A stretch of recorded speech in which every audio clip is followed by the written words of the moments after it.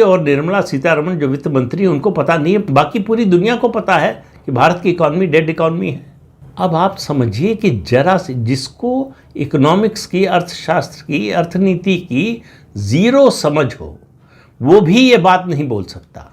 कल ही IMF की director ने कहा कि भारत इस समय दुनिया की विकास का ग्रोथ इंजन है। दुनिया की चौथे नंबर की अर्थव्यवस्था भारत है, चौथे नंबर की फौज हमारी है, और उसके अलावा जो है सबसे तेजी से बढ़ती हुई अर्थव्यवस्था है कोरोना का दंश झेलने के बावजूद। और ये हमारी विकास की रफ्तार लगातार तेज हो रही है, धीमी नहीं हो रही है, ठहरी हुई भी नहीं है और बढ़ रही है।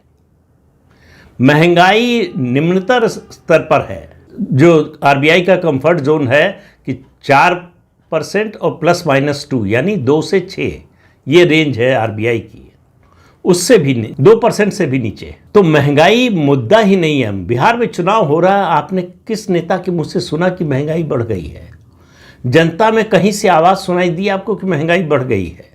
देश तरक्की कर रहा है, GST का रिफॉर्म हुआ, सेकेंड जनरेशन। तो फेस्टिवल सीजन में जो खरीदारी हुई है वो बता रही है कि किस तरह से लोग पैसा खर्च कर रहे हैं। अब जाहिर है कि पैसा कमा रहे हैं तभी खर्च कर रहे हैं, या फिर ये भी संभव है कि बैंक से लोन लेकर भी लोग खरीदारी कर रहे हो। तो बैंक से लोन आदमी तभी लेता है जब उसको पूरा विश्वास होता है, व्यवस्था होती है कि उस लोन को चुका सकता है, तब भी उसके पास आमदनी है। इसका मतलब इतनी आमदनी है कि वो कर्ज को रिपे भी कर सकता है। तो ये सब बातें, ये मैं जो कोई अर्थशास्त्री वाली बात नहीं कर रहा हूँ, ये केवल जो कॉमन सेंस की बात है, जो सड़क पर चलते हुए आदमी को समझ में आती है, जो सड़क के किनारे ठेला लगाने वाले को समझ में आती है बात, वो अगर बात राहुल गांधी को समझ में ना आए। डोनाल्ड ट्रंप के बारे में तो मैं मान सकता हूँ, उनको भारत से बदला लेना है, चिढ़े हुए हैं कि भारत अपना बाजार खोल क्यों नहीं रहा है।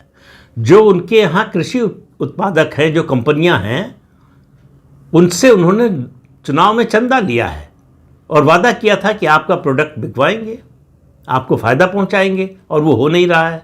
तो ये उनका फ्रस्ट्रेशन है। राहुल गांधी का फ्रस्ट्रेशन डोनाल्ड ट्रंप के फ्रस्ट्रेशन से कैसे जो है मेल खा गया? राहुल गांधी का भी फ्रस्ट्रेशन है, लेकिन दूसरी तरह का।